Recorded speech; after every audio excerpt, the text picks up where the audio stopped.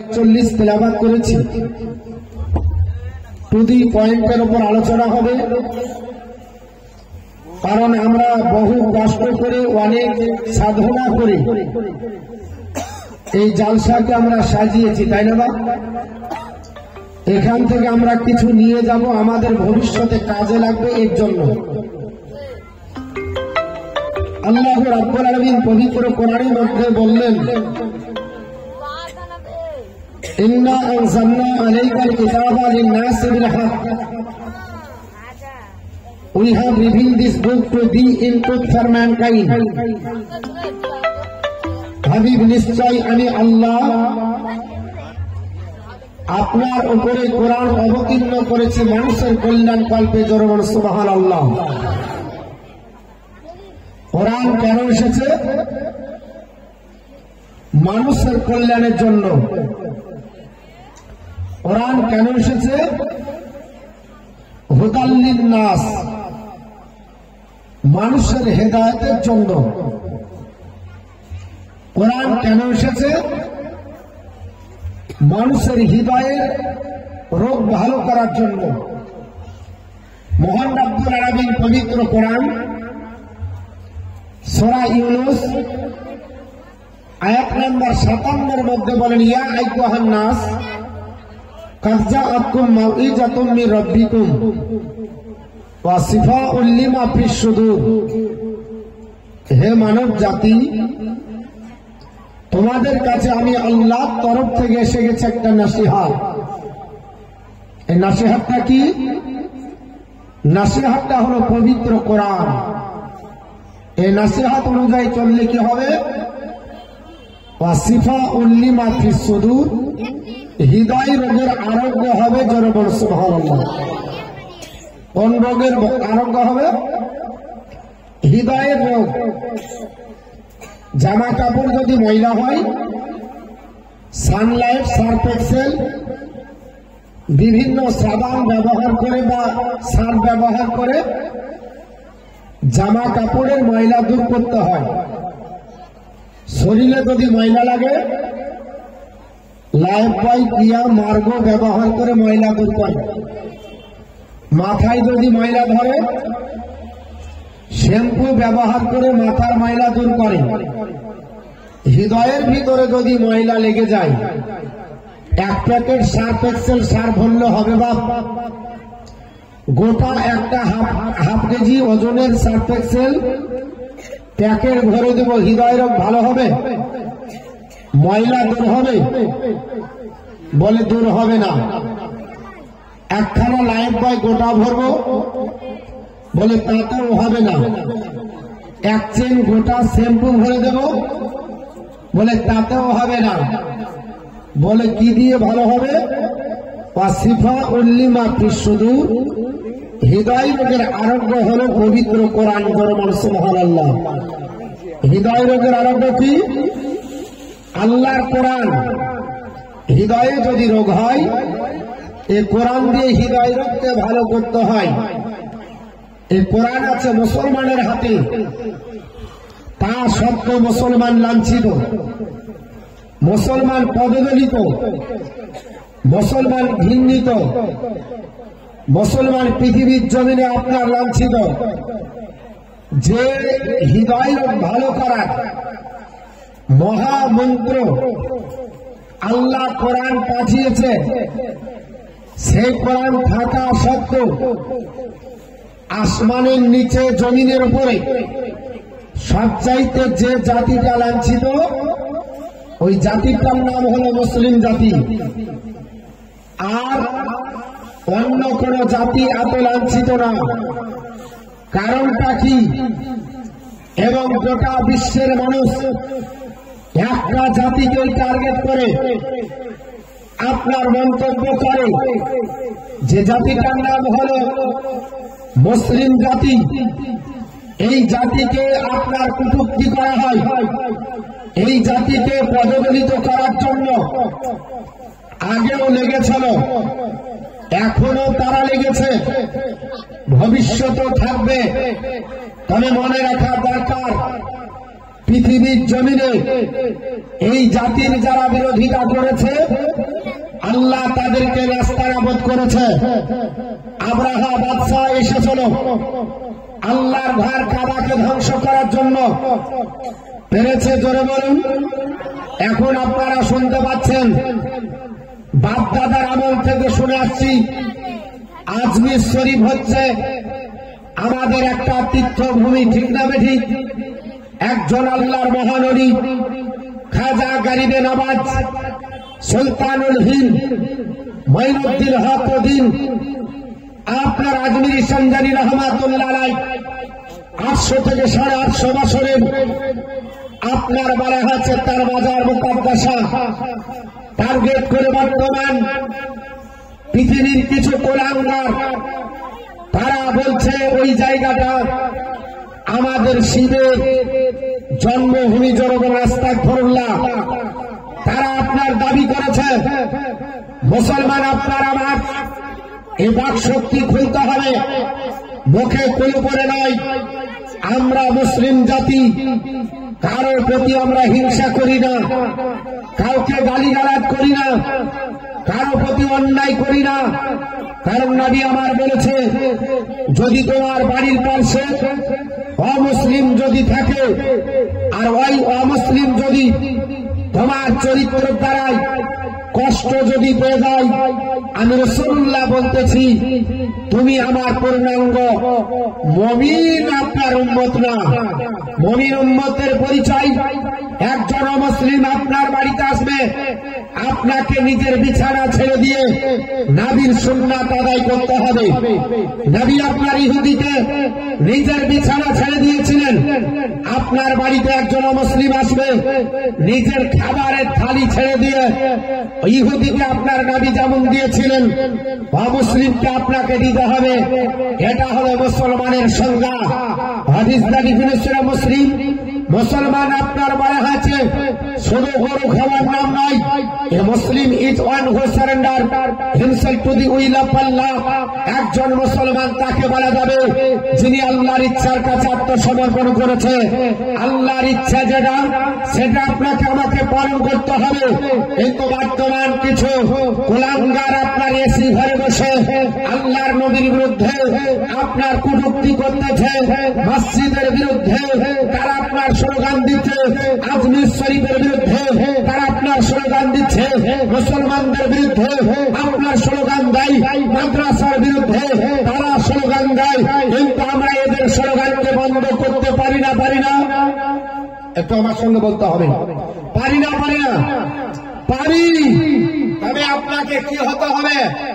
আপনাকে পাক্কা ইমানদার হতে হবে। কি হতে হবে? জোরে বলেন, পাক্কা ইমানদার। গরু খাওয়া মুসলমান হলে হবে না। ইমাম মুসলমান কাকে বলে? এই মুসলমানের আওতায় আসতে হবে। এ সামান্য আপনার বলা আছে, এ চিটিং বা সরকারের আপনার বলা আছে চেলা চামান্নারা বলছে যদি আপনার কাছে কোরআনের জ্ঞান থাকে, খোদার কসম করে বলি দাজ্জাল যদি আসে তবুও দাজ্জালের হাত থেকে রক্ষা পাবেন। এটা মুসলিম শরীফে নবী নিজেই বলেছে। আমি আপনাদের কাছে প্রমাণ দিয়ে যাব ইনশাআল্লাহ। তবে আপনারা মনে রাখবেন, যারা এই মুসলমানের বিরুদ্ধে মাথা ছেড়েছে, আমার আল্লাহ তাদেরকে পৃথিবী থেকে ধূলিসাৎ করেছে। আব্রাহা পৃথিবীর জমিনে আপনার আল্লাহর কাবাকে ধ্বংস করার জন্য আপনার চেষ্টা আপনার করেছিল। আমার আল্লাহ পাক বললেন, ওগো নবী, আপনি যাবার আপনার 49 দিন আগে এই অঘটনা ঘটিয়ে দেবে।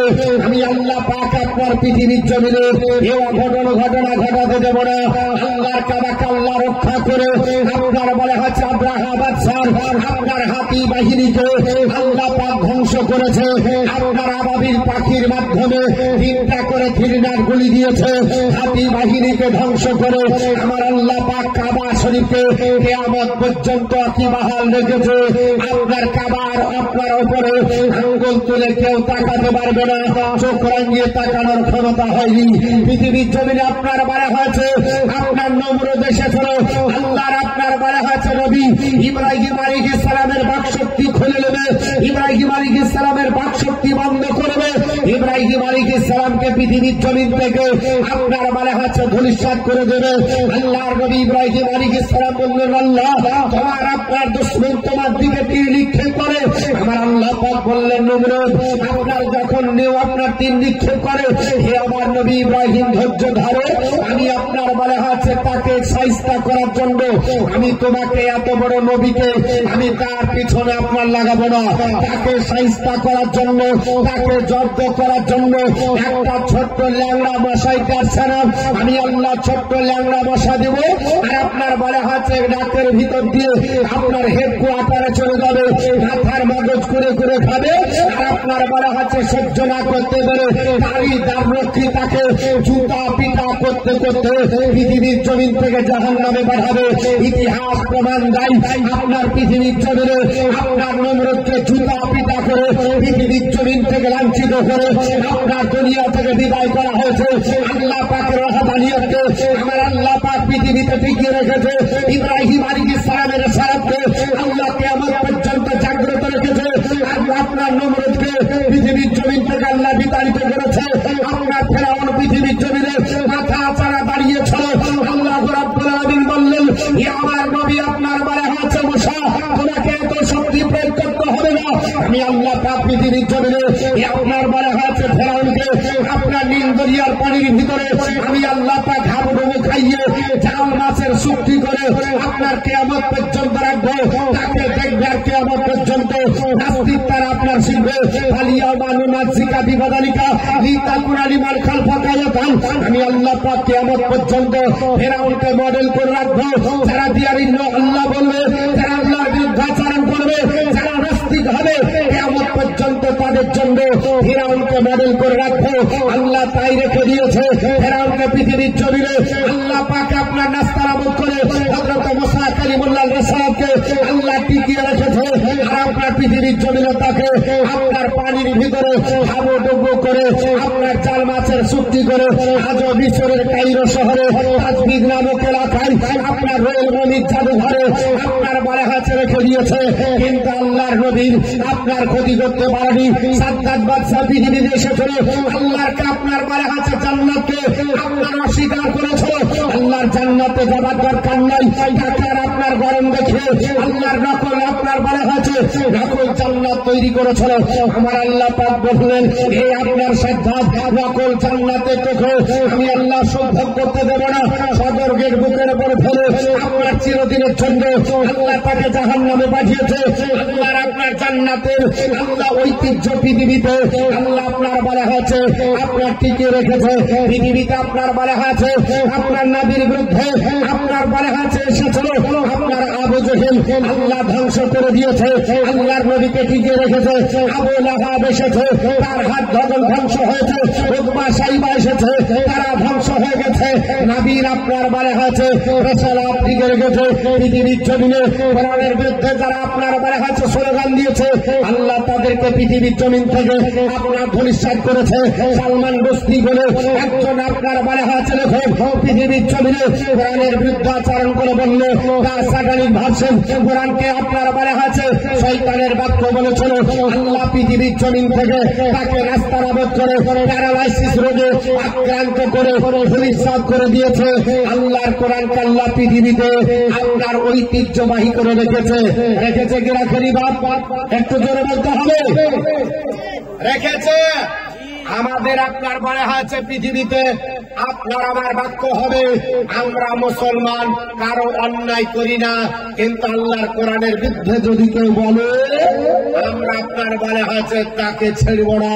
যদিও না পারি আল্লাহর উপর ছেড়ে দেব, আল্লাহ তোমাকে শায়েস্তা করবে। এর জন্য আল্লাহ যথেষ্ট। জোরে বলুন, আর একটু জোরে বলতে হবে। রাগ করছেন? বলবো কিছু বলি? হ্যাঁ, অনেক ব্যক্তি আমাকে আমার ইমাম সাহেব সুলতান সাহেব জানতো নাকি মৌলানা সুলতান সাহেব উনি বলেছে একটু বেদ কোরআন বলতে হবে। বলতে তো হবে অনেক কিছু, তবে একটু আপনাদেরকে মনোযোগ দিই। আজ বর্তমান যুগে মুসলমানের মাদ্রাসা মানে হচ্ছে আতঙ্কবাদীর আখড়া। বলছে না? বলছে না? আরে যে আপনার মাদ্রাসাতে মানুষকে মানুষ বানানো হয়, ওই মাদ্রাসাকে আজকে মুর্শিদাবাদের হরিহরপাড়া থেকে একজনাকে তোলা হলো, হাফেজে কোরআন দিয়ে তার প্রমাণ নাই, অথচ বলছে এই হচ্ছে আতঙ্কবাদী। জোরে বলে আস্তাগফিরুল্লাহ।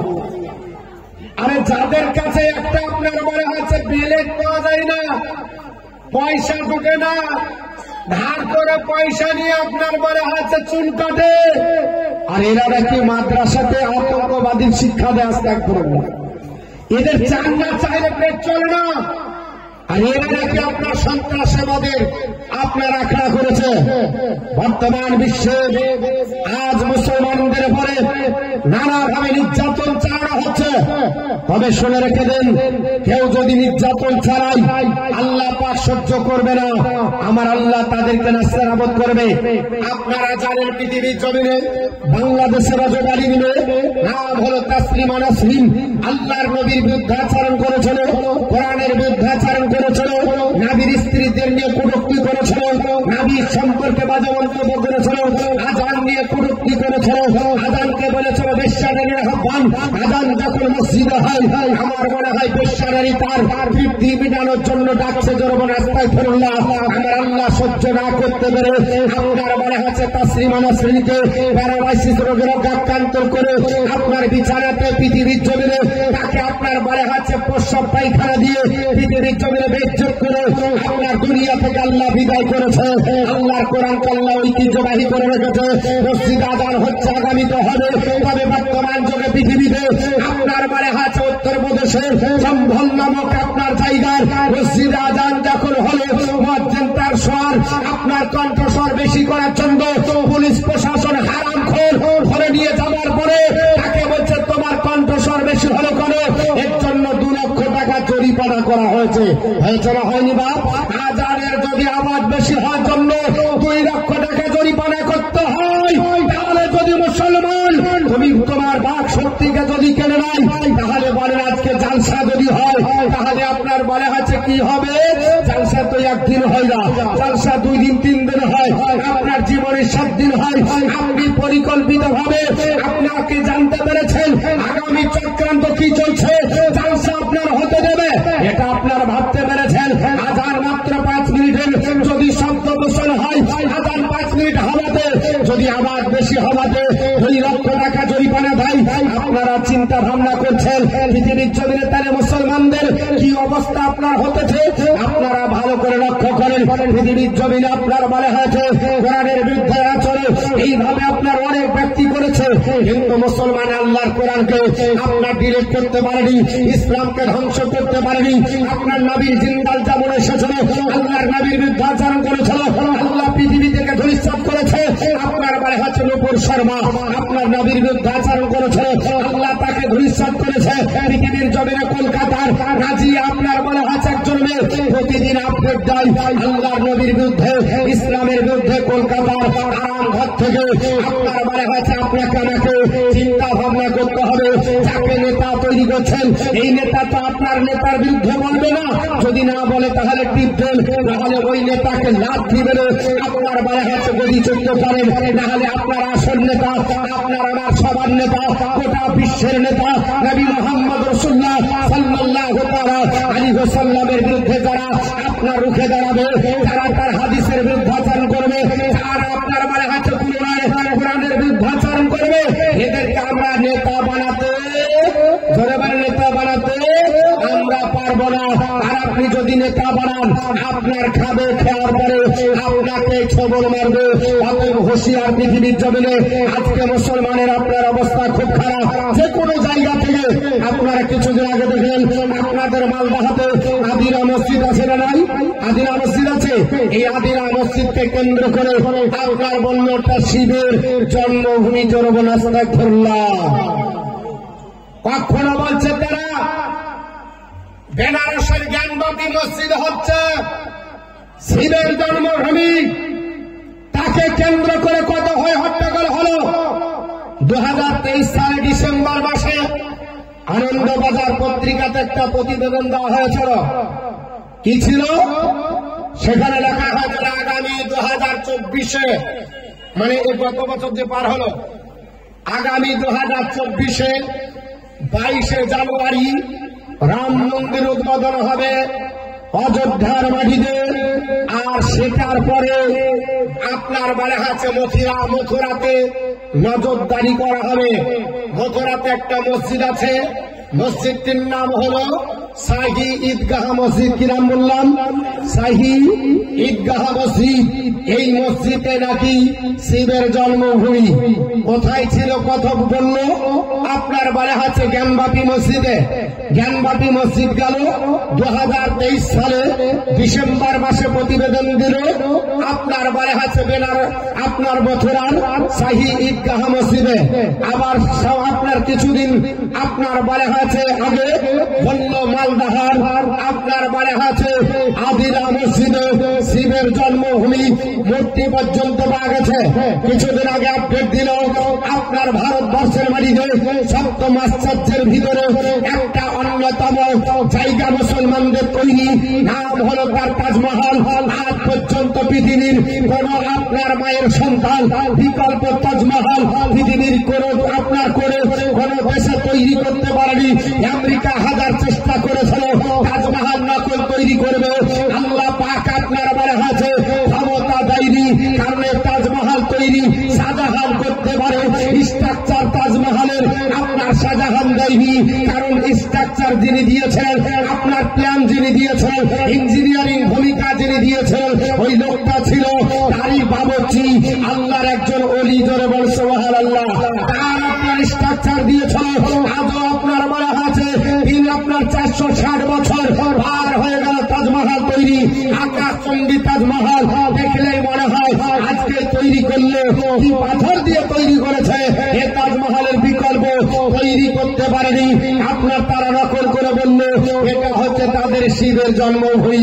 আপনার মনে হচ্ছে গোটা এলাকায় যেখানে পা দিবেন সেখানেই নাকি আপনার শয়তানের মতো সেজদা পড়ে আছে। বুঝতে পেরেছেন? ও শয়তানের মতো সেজদা ফেলে রেখেছে সব জায়গাতে। মুসলমান হুঁশিয়ার, পৃথিবীর জমিনে আপনাকে আমাকে সচেতন হতে হবে। যদি সচেতন না হন তাহলে মুসলমান আপনার অস্তিত্ব আপনি ধরে রাখতে পারবেন না। আপনার আমার উচিত হবে আল্লাহর কোরআনকে আমরা শক্ত করে ধরবো, নবীর সুন্নাতকে আমরা শক্ত করে ধরবো। যে কোরআন আপনার পড়লে আপনার বলে হচ্ছে মানুষ হয়, যে কোরআন পড়লে মানুষের আপনার হৃদয় পরিবর্তন হয়ে যায়। আর এই কোরআন সম্পর্কে বলছে যে কোরআন পড়লে মানুষ আতঙ্কবাদী হয়। জোরব আস্তাগফিরুল্লাহ, আর একটু জোরব আস্তাগফিরুল্লাহ। একবার দরুদ শরীফ পড়েন, কারণ মা বোনরা আপনার ঝাড়া বক্তব্য অত পছন্দ করে না, ওরা একটু খাটা মিঠে একটু চাই। বুঝতে পেরেছেন? বলে যার বাড়িতে থাকি তার মরেছে মা, আর তার কান্দরে না কান্দিলে থাকতে দেবে না। অনেক কিছু ব্যাপার আছে। একবার দরুদ শরীফ পড়েন। আল্লাহ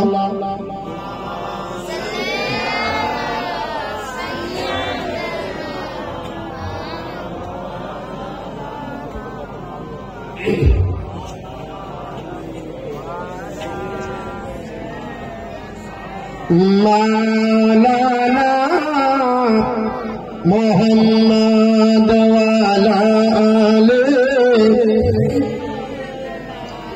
মাওলানা মোহাম্মদ আমিন ভাইয়া আবদ হয় চলবে তহদির আমিন ভাইয়া আবদ হয়ে চলবে তহদিন। আজ ভাঙ্গা সে বাবরি মসজিদ কাল ভাঙিবে তাজমহল। আজ ভাঙ্গা সে বাবরি মসজিদ কাল ভাঙিবে তাজমহল। এমনি করে ধ্বংস হবে দেশের মুসলমান রে মদিনা ভাইয়া আবদ হয়ে চলবে তহদিন রে আমির ভাইয়া আবদ হয়ে থাকবে তহদিন। ভাইয়া ভাইয়া মারামারি কেন বদল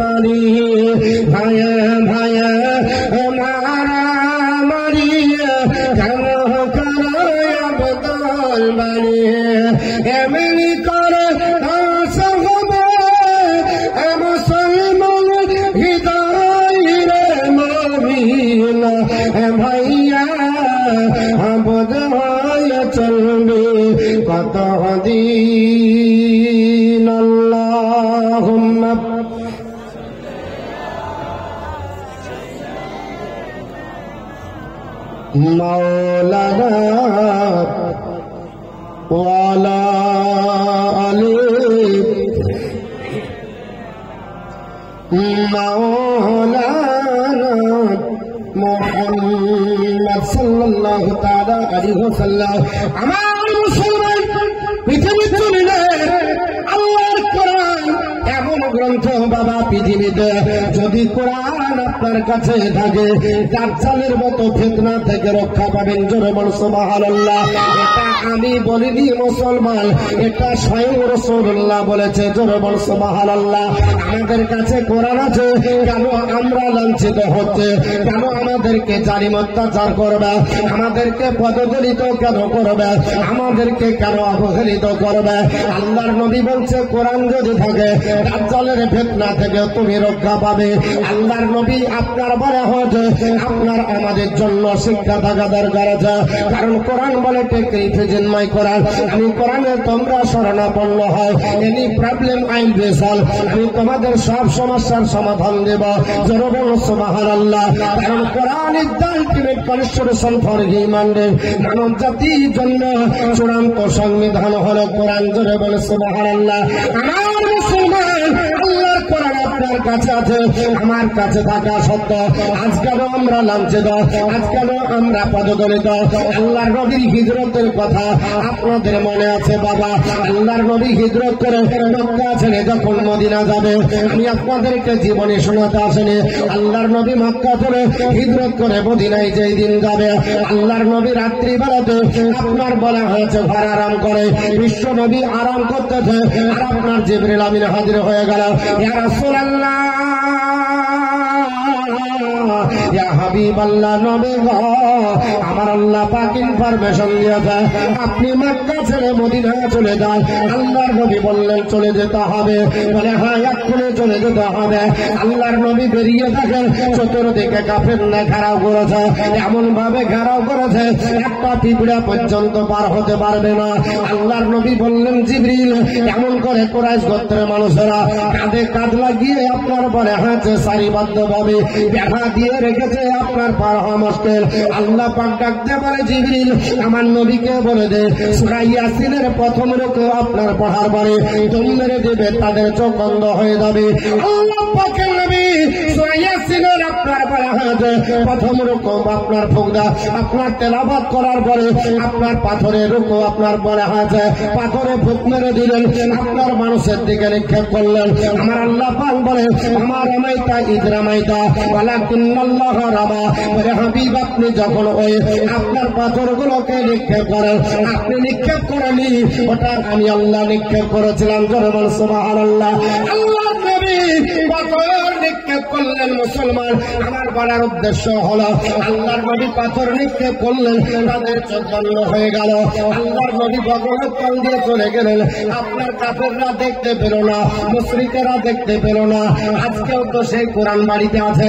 একবার আপনার বলে হয়েছে ইয়াসিন বলে পাথরে আপনার ফুক মারার পরে দেখি নরেন্দ্র মোদীকে মারেন না কেন, দেখি আপনার স্বরাষ্ট্রমন্ত্রীকে মারেন কেন, আজকে দেখি তার চোখ বন্ধ হচ্ছে গে। আপনার কাছে কোরআন আছে, তা সত্ত্বেও কেন লাঞ্ছিত? তা সত্ত্বেও পদদলিত অবহেলিত কেন আপনি হলে? মুসলমান পৃথিবীর জমিনে আজকে আপনি বলে হাত লাঞ্ছিত হলে। আপনার কাছে কোরআন আছে, তা সত্ত্বেও আপনি লাঞ্ছিত কেন? কারণ কোরআন আছে, কোরআনের উপর আমল করতে পারি না। আল্লাহর নবী বলেছে এ আমার সাহাবারা শুনে রেখে দাও, দাজ্জালের মতো ফিতনাও যদি তোমাদের কাছে দণ্ডায়মান হয়, এই দাজ্জালের মতো ফিতনা থেকে রক্ষা যদি পেতে হয় আল্লাহর কোরআন পড়ো, কোরআন পড়ো। আল্লাহর কোরআন তোমাদেরকে তেলাওয়াত করতে হবে। সাহাবারা বললেন ইয়া রাসূলুল্লাহ, কোরআনের কি পড়তে হবে? আল্লাহর নবীর সাহাবী হযরত আবু দারদা বর্ণনা করে, হাদিসটি মুসলিম শরীফ বাবা একটু কান খুলে শুনে রেখে দেন। হাদিসটি মুসলিম শরীফ। হযরত আবু দারদা আপনার রাদিয়াল্লাহু তাআলা আনহু তিনি বর্ণনা করেন, আন আবি দারদা আন্নান নবী সাল্লাল্লাহু তাআলা আলাইহি ওয়াসাল্লাম আপনার বলে আছে, আন আবি দারদা আন্নান নবী সাল্লাল্লাহু তাআলা আলাইহি ওয়াসাল্লাম মান হাফিজা আসরা আয়াতিন মিন আফদালি সূরাতিল কাহফ উসিমা মিনাদ দাজ্জাল। আল্লাহর নবী বললেন সাহাবারা, আল্লাহর পবিত্র কোরআনের একটা সূরা আছে, নাম হলো সূরা সূরাতুল কাহফ। এই সূরা কাহফের 1 থেকে 10 নম্বর আয়াত, আল্লাহর কোন বান্দা বান্দি যদি মুখস্থ করে, আমার আল্লাহ দাজ্জালের ফিতনা থেকে তাকে রক্ষা করবে। কত নম্বর? 1 থেকে 10। সূরাটির নাম হলো সূরা কাহফ। 15 পারার ভিতর আছে। আজ বাড়িতে 30 পারা কোরআন, কিন্তু কোরআন তেলাওয়াতের সময় নাই, ঠিক না বলছি? যখন রমজান মাস আসবে, কোরআন একটু খুলে ফু দিয়ে আপনার পড়ার পরে আবার আলমারিতে রেখে দেওয়া হবে। আল্লাহর কোরআন পড়ার মতো কোনো সময় নাই। ওরে মুসলমান, আল্লাহর কোরআন পড়ুন। আল্লাহর নবী সোনার জবানে বললেন, পৃথিবীতে দাজ্জাল হচ্ছে এত বড় ফিতনা, পৃথিবীতে এত বড় ফিতনা আল্লাহ পাঠাবেন না। এই দাজ্জালের ফিতনা হচ্ছে সবচাইতে বড় কঠিন ফিতনা। ওরে আমার সাহাবারা,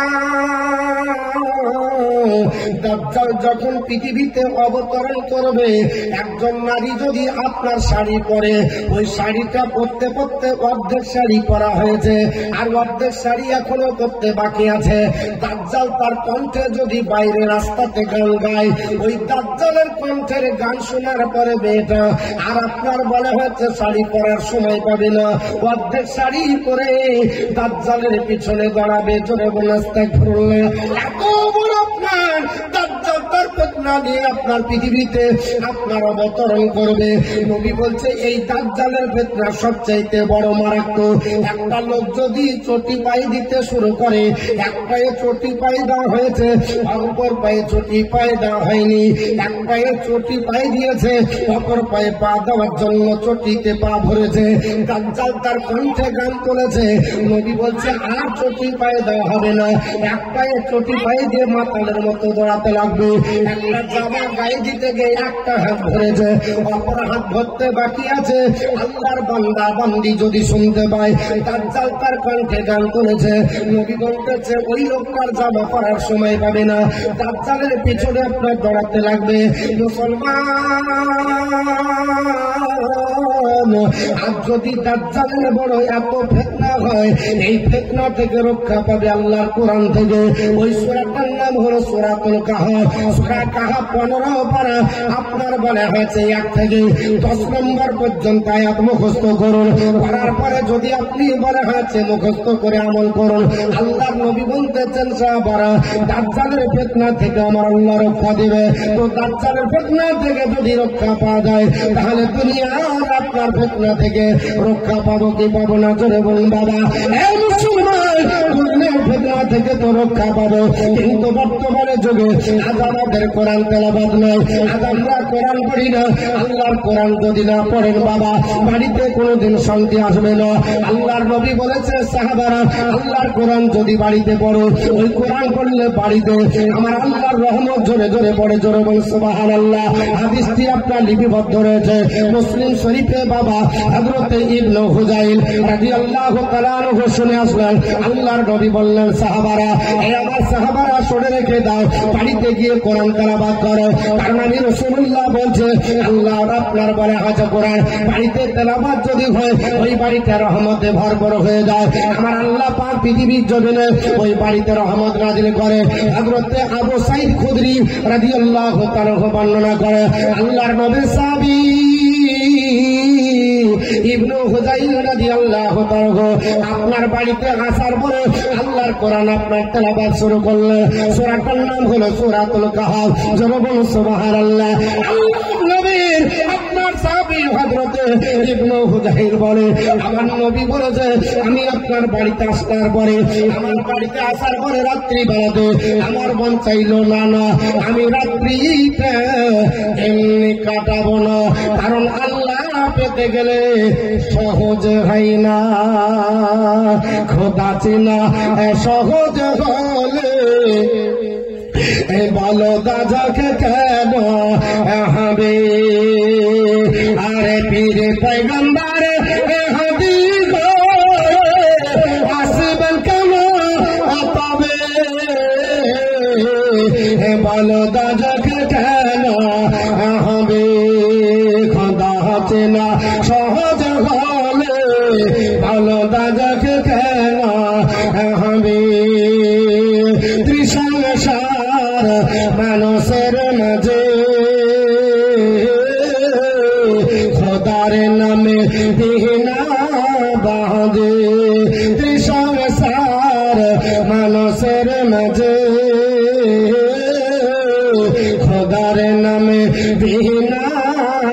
সাজে দেখে বলি সকাল সাজে কিছু নাকি রবে বলো দাদাকে কেন হলি জোরে বলো। আচ্ছা আমার বেলা তো সুবহানাল্লাহ আলহামদুলিল্লাহ কিছুই বলছেন না, তার মানে কি আমি দূরের লেগে? নুরুল হক সাহেব কাছের উপর, আমি ঝাড়খণ্ড হলেও আমি কাছে, তো উনি কাছে ছিলেন বলে খুব আপনারা নাচছিলেন। হ্যাঁ মানে ওর গলা ভালো তার জন্য কি আমার কথা শুনে কবে আজকে সুবহানাল্লাহ জাযাকাল্লাহ।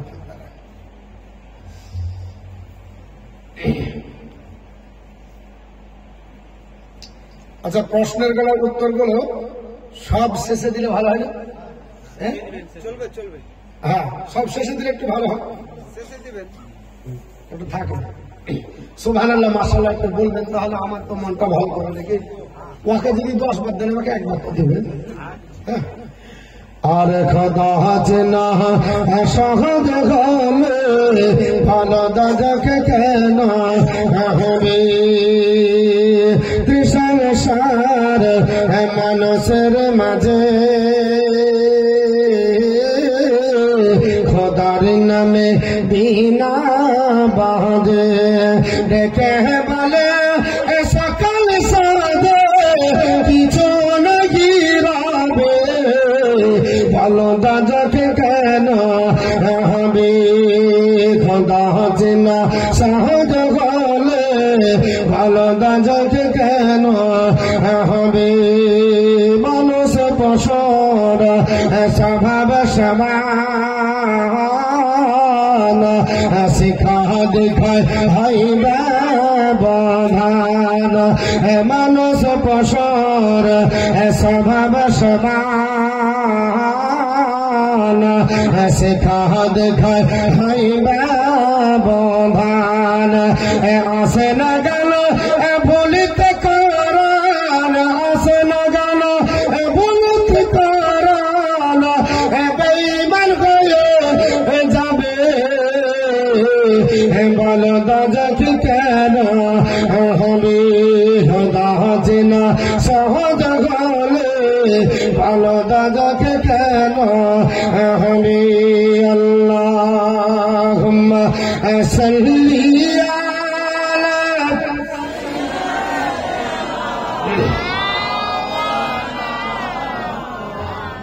وعلى آله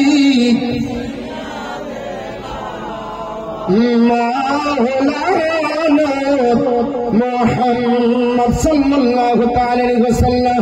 আমার মুসলমান পৃথিবীর জমিনে আমি আপনাদের কাছে জানাতে চাইছিলাম হযরত ইবনে হুযাইর রাদিয়াল্লাহু তাআলা আপনার নবীর কাছে শোনা আসার পরে আপনার কোরআন তেলাওয়াত করতে হয়, হঠাৎ করে আস্তাবল ওই যে ঘোড়া বাঁধা থাকার জায়গার নাম আস্তাবল বলা হয়, ওই ঘোড়া বাঁধার জায়গাতে ঘোড়াটা যেন লাস্টে জোরে বল সুবহানাল্লাহ। হযরত ইবনে হুযাইর বলে আমি আপনার কোরআন তেলাওয়াত করতেছিলাম, হঠাৎ করে আপনার আস্তাবলের দিকে নজর আমার যখন পড়ে গেল, ঘোড়া আপনার লাছা কোদা দেখে আমার মনটা আপনার অন্ডবত হলো, আমার আপনার চিন্তা ভাবনা হয়ে গেল না না কোরআন তেলাওয়াত যদি করি আর ঘোড়া যদি লাস্টে থাকে, ঘোড়া যদি আপনার কোদাকুদি করে, আমার আপনার আস্থা বলে আমার ছেলে ইয়াহইয়া আরাম করতেছে, আমার ছেলে আপনার আরাম করে আমার ছেলেকে পাপিষ্ট করে দেব, এই জন্য কোরআন তেলাওয়াত করব না। হযরত ইবনে হুযাইর বলে আমি কোরআন তেলাওয়াত বন্ধ করে দিলাম। ওগো আল্লাহর বান্দা বান্দীরা একটু শুনে রেখে দেন, পৃথিবীর জমিনে আল্লাহর আপনার বলা হয়েছে কোরআন আপনার তেলাওয়াত বন্ধ করে দিলেন, ঘোড়াও নাচা কোদা বন্ধ করে দিল। মুসলমান পৃথিবীর জমিনে আল্লাহর কোরআন তেলাওয়াত আপনার বন্ধ হয়ে গেল, আপনার বলা হয়েছে ঘোড়ার লাছা আপনার কোদা বন্ধ হলো।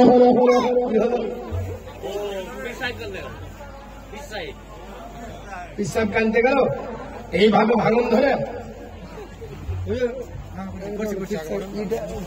আমার বলার উদ্দেশ্য হল আপনারা আছে পৃথিবীর জমিনে ইবনে হুযাইল রাদিয়াল্লাহু তাআলা তিনি বলেন জগৎবাসীরা শুনে রেখে দাও, আপনার আল্লাহর বান্দা বান্দি আপনাদেরকে জানিয়ে দিই, আল্লাহর কোরআন আপনার তেলাওয়াত যখন বন্ধ হলো আবার আপনার বলা হয়েছে পৃথিবীর জমিনে আপনার ঘোড়ার লাচাকোদা বন্ধ হয়ে গেল, আবার তিনি আপনার দেখার পরে আল্লাহর কোরআন তেলাওয়াত করতে লেগেছে, আবার ঘোড়া লাচাকোদা করছে, আবার আপনার বন্ধ করে দিল, ঘোড়াও লাচাকোদা বন্ধ করে দিল। এইভাবে আপনার বলা হয়েছে তিনবার আল্লাহর বান্দা বাবা কোরআন তেলাওয়াত করলেন। হযরত ইবনে হুযাইল বলে আমি তিনবার কোরআন তেলাওয়াত করলাম, তিনবারই লাচাকোদা আপনার ঘোড়া করতে ছিল, আমার ভয় হয়ে গেল, আমার ছেলে ভাইয়া আপনার বড় হচ্ছে আস্তা বলে আরাম করতেছে, আমার ছেলের উপর ঘোড়া যেন না চেপে যায়, তাহলে আমার ছেলেটা মারা যাবে। আল্লাহর বান্দা বান্দিরা একটু ভালো করে শুনে রেখে দেন, একটু আপনাদেরকে নামে যদি আল্লাহর কোরআন পড়লে কি হয়, সাহাবী রাসূলের জীবনী থেকে সাহাবী রাসূলের আমল থেকে বাবা আপনার আমল পরিবর্তন করতে হবে। ইবনে হুযাইল বলে আল্লাহর কোরআন আপনার তেলাওয়াত জবার করলো, ঘোড়া তো বাড়ি লাগলো, জবার বন্ধ করে দিল, ঘোড়া লাচা কোদা বন্ধ করে দিল। এইভাবে আপনার বলা হয়েছে রাত্রিবেলা যখন অনেক হয়ে গেল আমি আপনার পৃথিবীর জমিনে আপনার রাস্তা বলে আপনার দেখি আল্লাহ সৃষ্টি জগতের ভিতরে আপনার বলা হয়েছে মেঘমালা আমার ঘরে ছাদে।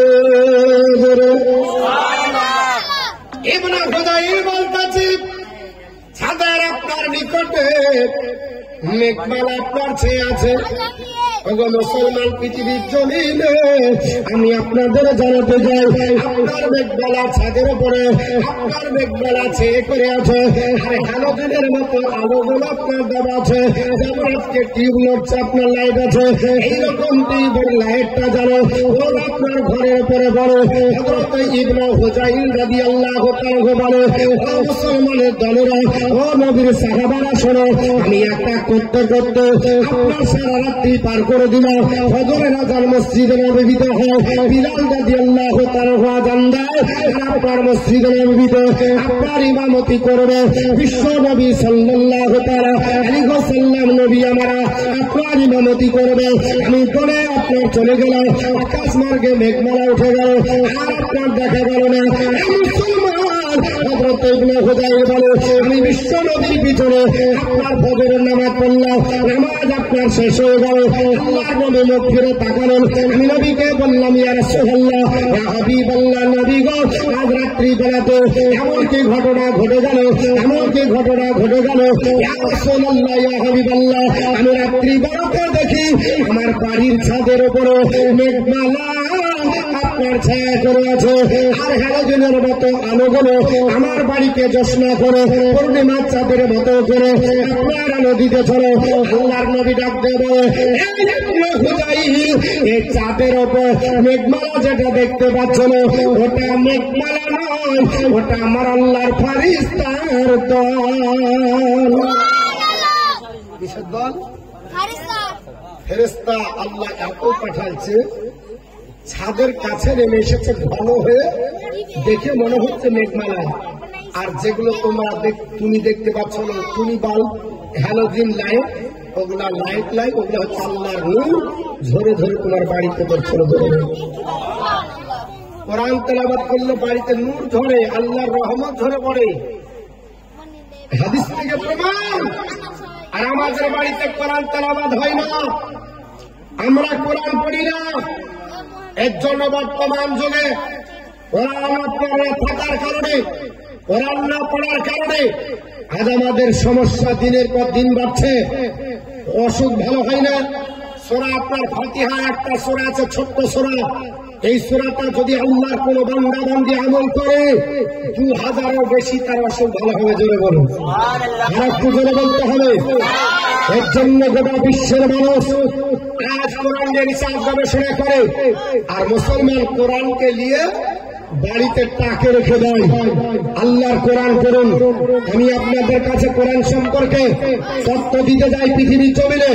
তবে একটা আল্লাহর বান্দার কাছে আমি আপনার বারে হাতে বলবো, একটা আল্লাহর কোন বান্দা বান্দি আপনার বারে হাতে 1,000 টাকা আপনার দিতে পারবেন? আছে কোন আল্লাহর বান্দা বান্দি যে আমরা আপনার বারে হাতে কোরআন লাড়ি, যে আপনার বারে হাতে নবীর সুন্নাত তরিকা চলি, যে নবীর সুন্নাত আপনার বারে হাতে বাড়ি? পৃথিবীর জমিনে গোটা বিশ্বের মানুষ একত্রিত হয়ে এটাই আপনার স্বীকৃতি জ্ঞাপন করেছে। নবী বলল আমার দুটো জিনিস রেখে গেলাম, একটা হলো হাদিস, একটা হলো কোরআন। এই দুটো জিনিস এত ভাইটাল, যদি মানুষের বুকে থাকে পৃথিবীর জমিনে কোনোদিন ওই মানুষ নিম্নগামী হয়ে চলবে না। আল্লাহ তারা আপনার মাথাকে উঁচু করে রাখবে। জোরে বলুন সুবহানাল্লাহ। এর জন্য তো গৌরবের দাস বলে দিয়েছে, আল্লাহর বান্দা বান্দি তোমরা শোনো, আমি তোমাদের জানিয়ে দিই।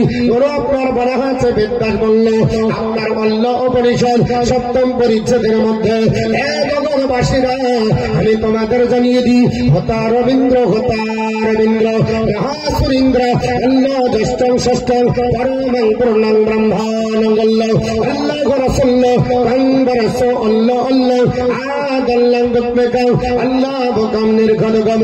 আমি মহা ইন্দ্র, আমি আপনার জ্যেষ্ঠ ষষ্ঠ পরম পূর্ণ ব্রহ্মা। আমি আল্লাহ ছাড়া অন্য কোন মাবুদ নয়। আর মোহাম্মদের সমতুল্য পৃথিবীর কোন মানুষ নাই। জোরে বল সুবহানাল্লাহ। আর একটু জোরে বলতে হবে সুবহানাল্লাহ। আল্লাহ নবীর মতো কেউ হবে না, নবীর সমতুল্য কেউ হবে না। আল্লাহ আপনার বলে আছে অবিনশ্বর আপনার নতস্য প্রতিমা অস্তি। আল্লাহ যিনি হবে প্রতিবিম্ব হবে না, ওনার প্রতি ছবি হবে না। আপনার বলে আছে এক নেব দ্বিতীয়, আল্লাহ এক হবে দ্বিতীয় হবে না। বলে দাও ওই নবীর প্রশংসা করলে, ওই আল্লাহর গুণকীর্তন করলে, ওই আল্লাহর আপনার বলে আছে বড় পৃথিবীতে কার জায়গা হবে? উনি বললেন জগৎবাসীরা ও আমার আপনার ভক্তরা শোনো, আল্লাহ পৃথিবীর জমিনে আমার পর আপনার আল্লাহর পরে যাকে 1 নম্বর স্থান দিয়েছে পৃথিবীর জমিনে করো। আপনার গ্যালিলিও হবে না, আপনার সক্রেটিস হবে না, আপনার নেপোলিয়ান বোনাপার্ট হবে না, আপনার কোন বিজ্ঞান হবে না, আপনার আইজাক হবে না, আপনার বলে আইনস্টাইন হবে না, পৃথিবীর কোন বিজ্ঞান হবে না, পৃথিবীর কোন নেতা হবে না। আল্লাহ যাকে শ্রেষ্ঠত্ব দিয়েছে তার নাম হল মক্কার জ্যোতি, মদিনার বাতি, মদিনার আপনার পুষ্পফুটিত ফল, বিশ্ব রাসূল জনাবে মুহাম্মদ রাসূলুল্লাহ সাল্লাল্লাহু তাআলা আলাইহি ওয়াসাল্লাম। জোরে বল সুবহানাল্লাহ। আপনার গর্বণকে গর্বণ আপনার বলা হয় ওই নবী শ্রেষ্ঠ হবার কারণটাকে বলল পৃথিবীর জমিনে আপনার আদম আলাইহিস সালাম থেকে ঈসা রুহুল্লাহ পর্যন্ত যত আপনার নবী আসবে প্রত্যেক নবীর আলাদা আলাদা আপনার বাক্য হবে, আলাদা আলাদা কলম হবে, আলাদা আলাদা সঙ্গীত হবে। আর জাতীয় সঙ্গীত হিসাবে আমার আল্লাহ পাক যাকে দিয়েছে তিনি হচ্ছেন বিশ্ব রাসূল। ওই নবীর জাতীয় সঙ্গীতটা আদম নবীও পড়েছে, ঈসা নবীও পড়েছে, এবং আপনার কিয়ামত পর্যন্ত যত আপনার বান্দা বান্দি আসবে ওই জাতীয় সঙ্গীতটা পড়বে, ওই আপনার মহামন্ত্রটা পড়বে, ওই আপনার কলমাটা পড়বে। আল্লাহ পাকের নবী বলেছে এ জগৎবাসীরা শুনে রেখে দাও, আপনার মান ক্বালা লা ইলাহা ইল্লাল্লাহ দাখালা ফিল জান্নাহ। আল্লাহর বান্দা বান্দীরা যদি আমার কলমা পড়ে না আল্লাহ তাকে জান্নাত দেবে। এমনকি মৃত্যু মুখে পতিত হলে রাকিনা মাতাকুম লা ইলাহা ইল্লাল্লাহ, মৃত্যু মুখে যদি পতিত হয়ে যাও তবু তোমরা কলমা পড়ো। মান কানা আখিরু কালামিহি লা ইলাহা ইল্লাল্লাহ দাখালাল জান্নাহ। যার জীবনের শেষ বাক্য লা ইলাহা ইল্লাল্লাহ মুহাম্মদ রাসূলুল্লাহ হয়ে যাবে, আল্লাহর জান্নাতে তারা আপনার স্থান হবে। জোরে বলুন না সুবহানাল্লাহ। এই জন্য গৌরবণ বলল হে জগৎবাসী তোমরা শোনো, অথর্বের সংহিতা কাণ্ড শ্লোক নাম্বার 9 এর মধ্যে লেখা আছে মুহাম্মদ ইল্লাল্লাহ। মুহাম্মদ ওই আল্লাহ রাসূল যে আল্লাহ ছাড়া অন্য কোনো মাবুদ নয়। মুহাম্মদ ওই আল্লাহ রাসূল যে আল্লাহ ছাড়া অন্য কোনো আপনার পরে আছে মাবুদ নয়। আর মুহাম্মদ আল্লাহর প্রেরিত রাসূল। জোরে বল সুবহানাল্লাহ। গৌরবণকে জিজ্ঞেস করা হলো এত যখন গুণ কীর্তন করো ওই নবীর নাম কিভাবে আপনার জপ জিকির করা যাবে? উনি ডাক দিয়ে বলতেছে আমার ভক্তবিন্দু তোমরা শোনো, এটা আছে উত্তরণ বেল ৫ম পরিচ্ছেদের মধ্যে আপনার লিপিবদ্ধ রয়েছে। বড় আপনার বর্ণনা দিয়ে বলে হে জগৎবাসীরা লা ইলাহ হাত্তি পাব ইল্লা ইলাহ পরম্পদমা জন্ম বৈকুণ্ঠ আপইল দিদি জপির মোহাম্মদং নারে তাকবীর।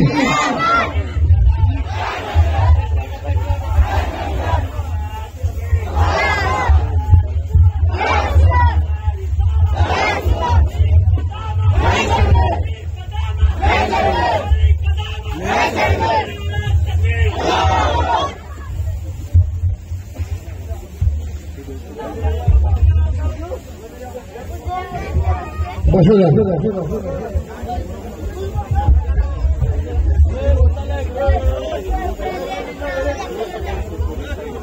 বসে যান।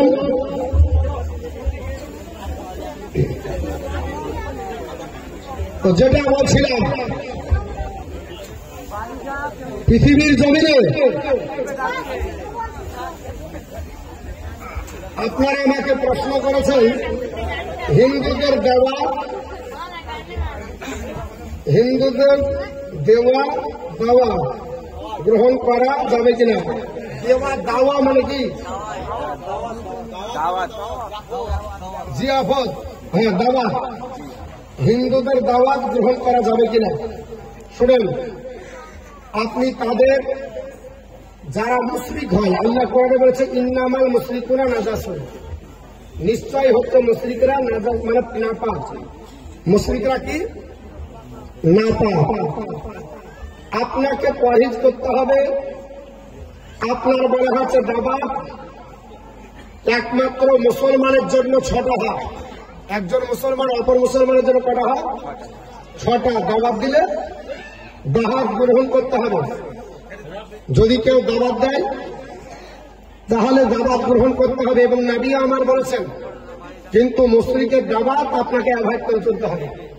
সামনাসামনি বলতে পারবেন না, আপনি অ্যাভয়েড করে চলেন। কোনো বাহানা আপনাকে দিয়ে চলতে হবে, আপনি দাওয়াত গ্রহণ করতে পারেন। হ্যাঁ, ব্যবসা যদি হয়, ব্যবসার লেনদেন আছে, হাল খাতা, তাহলে আপনাকে টাকা পয়সা দিতে হবে। আপনি পরহেজ করবেন, ওখানে না খাওয়ার চেষ্টা করবেন, এটা তাকওয়া। আপনার পরহেজ করার চেষ্টা করবেন। যদি দেয় সেটাকে আপনি নিয়ে নিলেন, ও যেন বুঝতে না পারে, যেহেতু আপনার বিজনেস, এখানে আপনার বিজনেস পারপাস আছে, এর জন্য আপনাকে পরহেজ করতে হবে। কিন্তু খাওয়া দাওয়ার অনুষ্ঠান করেছে, পিকনিক করেছে, আপনাকে বলছে যে এসো আমার বাড়িতে খেয়ে নাও, তাহলে আপনি ওখানে যাবেন না। কারণ যে আপনি হচ্ছেন একজন মুসলমান আর ও হচ্ছে একজন নাপাক। আপনার বলা হচ্ছে একজন নাপাকের কাছ থেকে, খাওয়া থেকে দূরে থাকবেন। কিন্তু একজন মুসলমান যদি দাওয়াত দেয় গ্রহণ করতে হবে, এটা হয়। কিন্তু ওটা আমাদের হক না। ভালো করে বোঝে রাখার। গজল গোলা দিলাম, গাদা নিলাম, তারপর বলছে পীরের মাজারে মেয়েদের যাওয়া যাবে কিনা, জায়েজ কিনা যায় না। হাদিস শরীফের মধ্যে এসেছে, আল্লাহ রাসূল বলেছে, যদি কোনো মহিলা কোনো কবরস্থান বা মাজারে যায়, তো আপনার যখন বাড়ি থেকে বের হবে তখন থেকে আল্লাহর লানত তার উপর পড়বে। এর জন্য কোনো মহিলা মাজারে যেতে পাবে না। কোনো মহিলার জন্য মাজার জিয়ারত জায়েজ নয়, এটা চলবে না। একবার কঠোর ভাবে নিষিদ্ধ আছে, কোনো মতে যায় না। যদি যাই গোনা হবে। যারা নিয়ে যায়, আপনার বলা হয়েছে, ওই পুরুষদেরকে বলছি ভালো করে শুনেন, ইবাদত করতে যাচ্ছেন নফল মুস্তাহাব, আর একটা নাজায়েজ কাজ করছেন, মানে এটা গুনাহ। আপনি যদি হারাম করেন তো কাবিরা গুনাহ হবে। অতএব কোনো মহিলা কোনো পীরের মাজারে যেতে পাবে না। আচ্ছা, তারপরে দেয়া আছে, কি লেখা আছে?